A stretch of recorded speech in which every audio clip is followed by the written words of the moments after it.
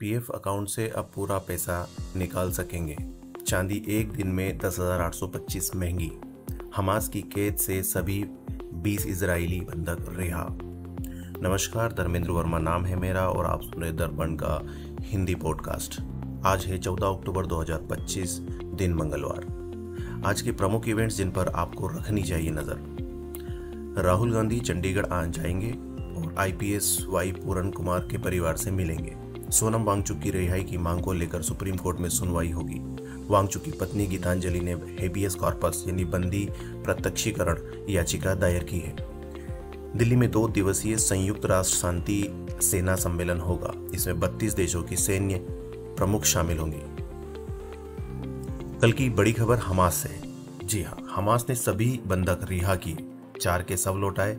Netanyahu बोले Trump को Nobel मिले। हमास ने सभी 20 इजरायली बंधकों को छोड़ दिया है, साथ ही 4 बंधकों के शव लौटा दिए हैं। इसमें नेपाली बंधक बिपिन और जोशी का भी शव शामिल है। बदले में इजराइल ने 250 फिलिस्तीनी कैदियों को रिहा कर दिया। इसका मकसद इजराइल और हमास के बीच चल रहे युद्ध को खत्म करना है। ट्रंप ने इजरायली संसद को संबोधित किया। उन्होंने कहा कि यह आतंक का अंत और उम्मीद की शुरुआत है।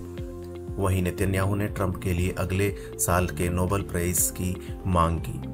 उन्होंने ट्रंप को इजराइल का सर्वोच्च सम्मान देने की भी घोषणा की है और कहा है कि जब कई देशों में इजराइल का साथ छोड़ दिया था, तब ट्रंप ने उनका साथ दिया। अब गाजा में आगे क्या होगा? दरअसल ट्रंप के सीज फायर के लिए 20 पॉइंट का एक प्लान तैयार किया है। इजराइल हमास दोनों पर इस पर सहमत है। प्लान के मुताबिक इजराइल सेना 2 चरणों में गाजा से हटेगी। पहले गाजा से 70% इलाके से हटेंगे, फिर 2 साल बाद बाकी 30% इलाके से भी हट जाएंगे। फिर गाजा में मिस्र, कतर, तुर्की, यूएई और अमेरिका की फोर्स सुरक्षा संभालेगी। हमास हथियार छोड़ेंगे और गाजा की नई सरकार पर बात होगी। आईआरसीटीसी घोटाले में लालू राबड़ी, तेजस्वी पर आरोप तय।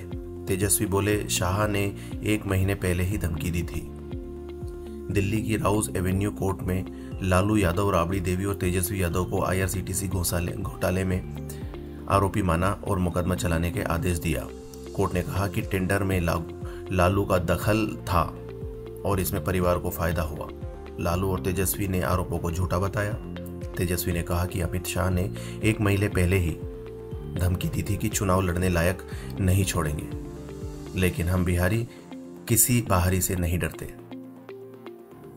यह मामला 2004 और 2009 का है। लालू यादव पर आरोप है कि उन्होंने रेल मंत्री रहते हुए आईआरसीटीसी होटलों का ठेका सुजाता होटल्स को देकर बदले में पटना में 3 करोड़ जमीन ली। चांदी एक दिन में 10,825 महंगी, 1.75 लाख पार पहुंची। सोना 26,300 बढ़कर 1.24 लाख पार पहुंचा। ईपीएफ अकाउंट से अब पूरा पैसा निकाल सकेंगे, डॉक्यूमेंट भी जमा करने की जरूरत नहीं। ईपीएफ अकाउंट से अब पूरा पैसा निकाला जा सकता है। इसके लिए कारण भी नहीं बताना होगा। EPF central board of trustees CBT की मीटिंग में इसका ऐलान किया। हालांकि ईपीएफ ने तय किया है कि खाते में कम से कम 25% रकम हमेशा बनी रहे। इससे सदस्यों को 8.25% ब्याज और कंपाउंड इंटरेस्ट का फायदा मिलता रहेगा, जिससे रिटायरमेंट के लिए अच्छा फंड तैयार होगा। सिद्धारमैया के बेटे ने आरएसएस की तुलना तालिबान से की। कहा यह जबरदस्ती हिंदू धर्म को थोपना है, माफ कीजिएगा, हिंदू धर्म पर थोपना है। कर्नाटक के सीएम सिद्धारमैया के बेटे यतींद्र सिद्धारमैया ने राज्य में आरएसएस पर बैन लगाने की मांग की। उन्होंने कहा कि आरएसएस की सोच तालिबान जैसी है, जो हिंदू धर्म को जबरन थोपना चाहता है। इसके बाद सीएम सिद्धारमैया ने कहा कि आरएसएस सरकारी परिसरों में शाखाएं चला रहा है। उन्होंने इसकी जांच करने के आदेश दिए हैं। खड़गे के बेटे ने भी बैन की मांग की। कांग्रेस अध्यक्ष मल्लिकार्जुन खड़गे के बेटे प्रियांक खड़गे ने 4 अक्टूबर को सीएम को लेटर लिखा था। इसमें उन्होंने राज्य में सरकारी परिसरों और सार्वजनिक स्थलों पर आरएसएस की गतिविधियों पर बैन लगाने की मांग की थी। इकोनॉमिक्स का नोबेल 2 अमेरिकी और 1 ब्रिटिश प्रोफेसर को मिला। 10 करोड़ प्राइज मिलेगा। इस साल इलेक्ट्रॉनिक्स का नोबेल अमेरिका के जोएल मोकिर, पीटर हाविट और ब्रिटेन के फिलिप एगियान को मिला। नोबेल समिति ने कहा कि इन अर्थशास्त्रियों ने बताया कि इनोवेशन से कैसे आर्थिक विकास का रास्ता खुलता है। इसी वजह से इन्हें सम्मानित किया गया। तीनों को 10.3 करोड़ रुपए, मेडल और सर्टिफिकेट मिलेंगे। समय देने के लिए धन्यवाद।